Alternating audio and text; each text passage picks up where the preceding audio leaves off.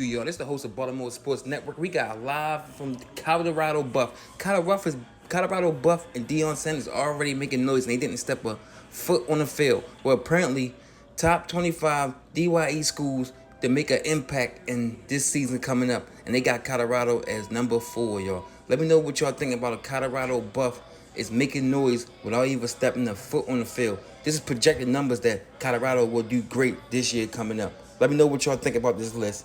Do y'all think Colorado should be lower or Colorado should be higher?